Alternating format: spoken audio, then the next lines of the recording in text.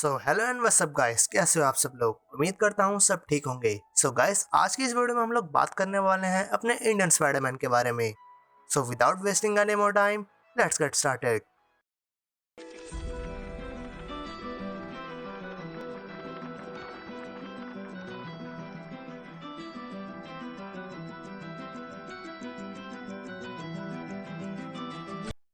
So guys, हमारा ये Spiderman New York में नहीं रहता है, बल्कि ये रहता है इंडिया के एक छोटे से विलेज में।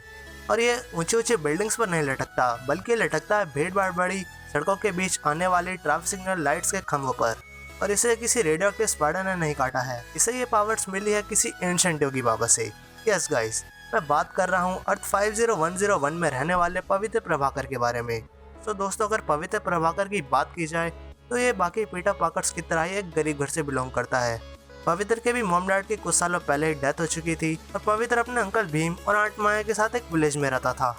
बट दोस्तों, विलेज में रहने के बावजूद भी पवित्र बहुत ज़्यादा होशियार था। पवित्र की इसी होशियारी को देखते हुए उसके अंकल भीम और आंट माया ये डिसाइड करते हैं कि पवित्र का एडमिशन मुंबई के सबसे अच्छे स्कूल में कराया जाए, चाहे उनकी फाइनेंशियल कंडीशन खराब ही क्यों ना हो।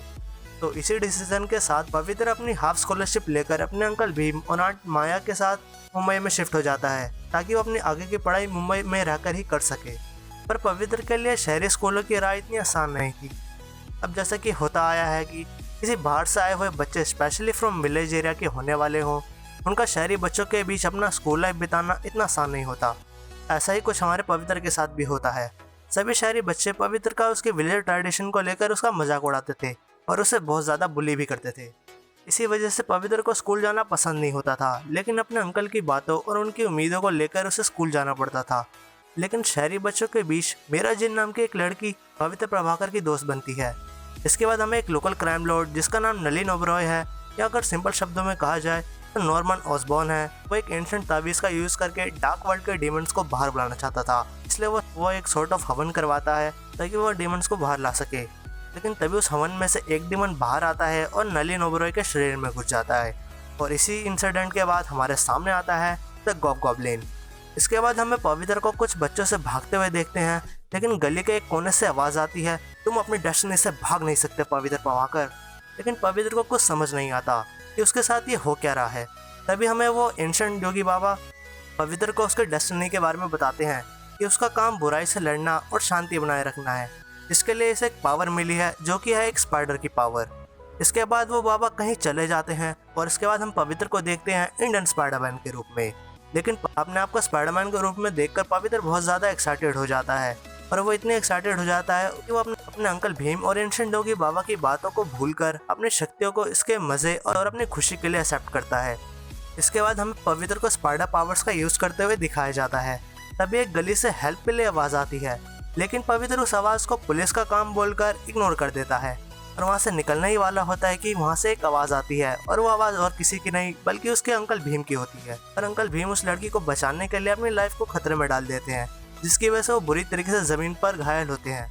पवित्र इन सबसे बेहद ज़्यादा गुस्सा होता है और उन गुंडों को पकड़ने के लिए वो उनके पीछे भागता है। और इस वक्त तक पवित्र के दिमाग में केवल एक ही बात चल रही थी, जो कि था रिवेंज अपने अंकल भीम की डेथ का।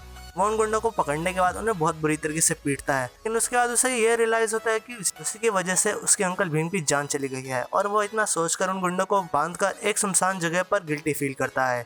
और उससे अंकल भीम की एक बात याद आती है, जो कि उन्होंने कहा था कि ये अक्लमंदी और पावर एक गिफ्ट है, जो कि इसके ड्यूज के लिए जानी जाती है। बड़ी ताकत के साथ बड़ी जिम्मेदारी का होना बेहद ज़्यादा ज़रूरी होता है। और फिर इसी कहानी के साथ इंडियन स्पाइडरमैन की कॉमिक्स के पहले 4 पार्ट्स में से पहला पार्ट खत्म होता है। आई होप गाइस, आप सभी को स्पाइडरमैन की यह स्टोरी अच्छी लगी होगी। आई नो कुछ पॉइंट्स ऐसे हैं जो मैंने वीडियो में कवर नहीं करे हैं, क्योंकि वीडियो बहुत आगे तक बढ़ सकती थी, इसलिए मैंने इसे बेहद सिंपल शब्दों में रखा है। सो गाइस, होप हम उम्मीद करते हैं कि हमें स्पाइडरमैन की new upcoming movie across the Spider-Verse में हमें पवित्र प्रभाकर दिख सके।